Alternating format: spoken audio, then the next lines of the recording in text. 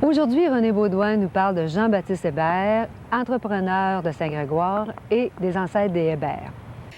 Jean-Baptiste Hébert était un entrepreneur de Saint-Grégoire? Oui, c'est ça. C'était effectivement un personnage encore très important du 19e siècle de la Rive-Sud parce qu'on a parlé déjà de Damas Saint-Arnaud. Et Jean-Baptiste Hébert était effectivement aussi l'un de ceux-là. C'était un entrepreneur important de Saint-Grégoire. Sa maison, d'ailleurs, existe toujours. Sa maison, elle est située là, sur le boulevard des Acadiens. Vous savez, la belle maison de pierre, 2 étages, qui a été... Qui est sur la proximité de la route? Oui, qui est à la proximité de la route, qui a été incendiée il y a quelques années, puis que les propriétaires ont conservé effectivement les murs, ont remonté des planchers, ont remonté une structure de toit. Et cette maison-là qui existe toujours. Donc, c'est la maison de Jean-Baptiste Hébert, qui était entrepreneur. Est-ce qu'il a vécu à la même période que M. Saint-Arnaud? Oui, il a vécu effectivement à la même période. En fait, Jean-Baptiste Hébert était le fils d'Étienne Hébert. Étienne Hébert, c'était un artisan. Et quand Jean-Baptiste Hébert a été assez grand, le père était un artisan qui a, entre autres, contribué à la maçonnerie du presbytère de Bécancour, le presbytère actuel de Bécancour, qui est encore le vieux presbytère. Et puis, quand le fils a été assez grand, il a pris la relève de son père. Et là, à ce moment-là, donc, il a été très impliqué. Bon, son premier contrat qu'il a eu, c'est en 1800. Il avait à construire un moulin à scie. Ensuite, il a ouvert un atelier de menuiserie avec son frère qui s'appelait Étienne Junior, si on veut. En 1804, il a construit les combles et le clocher de l'église de Saint-Grégoire, l'église actuelle de Saint-Grégoire. On lui a confié aussi les travaux du séminaire de Nicolette, l'incendie du séminaire de Nicolette, tout ça, là.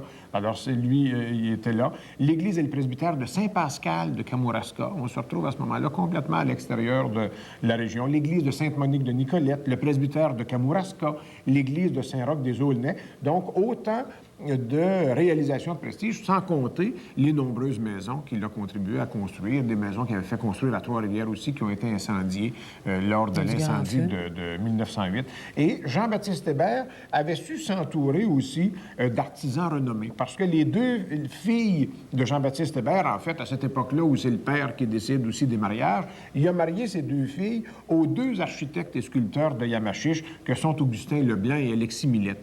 On se rappellera qu'on a parlé déjà d'Alexis Millette. Alexis Millette, cet architecte de Yamachiche. De Yamachiche, chez qui notre Damas Saint-Arnaud, qu'on a parlé il y a quelques émissions, Damas Saint-Arnaud avait pris ses cours avec lui. Alors, on voit donc tout ce monde-là qui se profile à ce moment-là. Et puis, avec ses 2 gendres, Augustin Leblanc et Alexis Millette, avec ces 2 gendres, il a formé, Jean-Baptiste Hébert, il a mis sur pied une école d'architecture à Yamachiche. Alors, il y avait une école d'architecture dans laquelle se retrouvaient, entre autres, aussi les frères Héroux.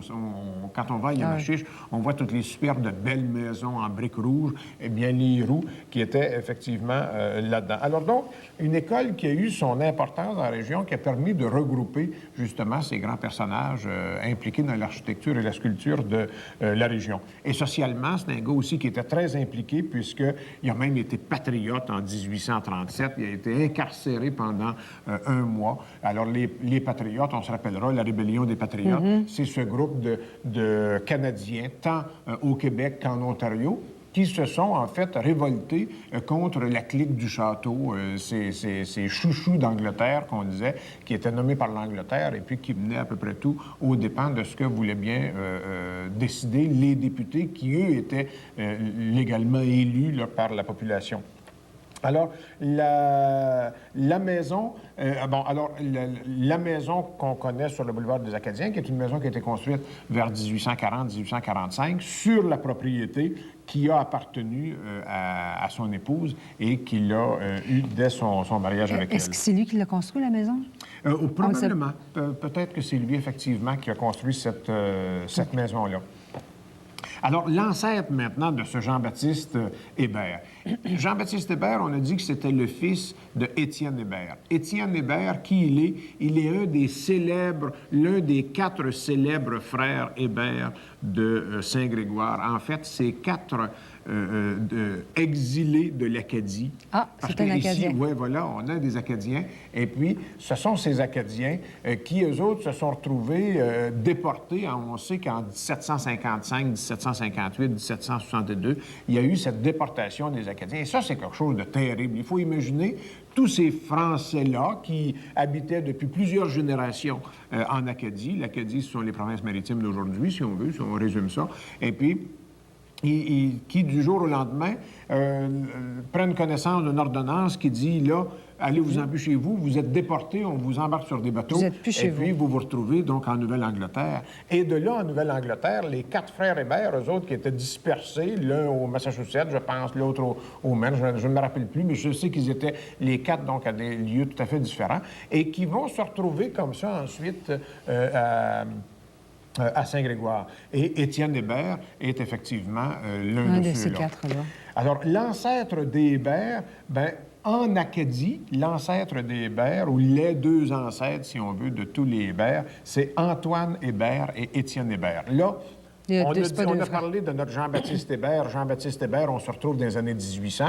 Jean-Baptiste Hébert est le fils de Étienne Hébert, qui, lui, a été déporté lors de la déportation des Acadiens entre 1755 et 1762. On arrive en Acadie. On remonte 125 ans, où on remonte 100 ans plus tôt, on se retrouve en Acadie, à Port-Royal. Et puis, il y a là les 2 frères Hébert qui, eux autres, vivent ensemble, Antoine et Étienne. Ce sont les premiers partis de France pour venir s'établir à ce moment-là en Acadie. Et puis, de là, donner naissance à cette grande famille des Hébert qu'on connaît encore dans les provinces maritimes et qu'on connaît aussi ici au Québec. Est-ce que les Hébert, à ce moment-là, ils viennent tous de cette souche, de cette même souche? Pour un très grand nombre, effectivement, tous les Hébert acadiens, en fait, viennent de ceux-là et viennent particulièrement de Étienne Hébert, l'ancêtre Étienne Hébert en Acadie, le 9/10e, en fait, parce que lui, il avait eu 5 garçons, alors qu'Antoine Hébert, lui, n'a eu qu'un seul fils. Alors, l'autre avait simplement une longueur d'avance, si on veut. Et puis, Antoine Hébert était marié à Geneviève Lefranc, tandis que Étienne Hébert était marié à Marie Gaudette. Alors, voyons, on vient de parler donc de 3 générations de Hébert. Les tout premiers arrivés en Acadie, Antoine et Étienne. On a parlé d'Étienne, qui lui a été déporté un siècle plus tard, et puis ensuite Jean-Baptiste, qui était son fils. Et puis, quelques mots peut-être sur la signification du mot Hébert. Le mot Hébert, ça nous renvoie à Harbert, H-A-R-B-E-R-T, qui est un nom de personne d'origine germanique et qui signifie armé et illustre, brillant. Alors, quelqu'un qui s'était sans doute peut-être illustré dans l'armée, à qui on a donné ce surnom-là. Ou alors, pour rire de lui, parce qu'il ne s'était pas illustré dans l'armée, on a ri de lui en lui donnant un peu ce nom-là. Et puis, ça nous donne des variations Herbert, des diminutifs Herbertet, Herberto. Ça nous donne aussi des jeux de mots, là, herbo, arbulo, ou encore différents dérivés de herbe, autant de noms de famille, parce que le nom Hébert est un nom qui est très connu, très populaire aussi en France. Alors, autant de noms de famille qui ont circulé un peu partout. Bien, merci, puis on se dit à la semaine prochaine. La semaine prochaine.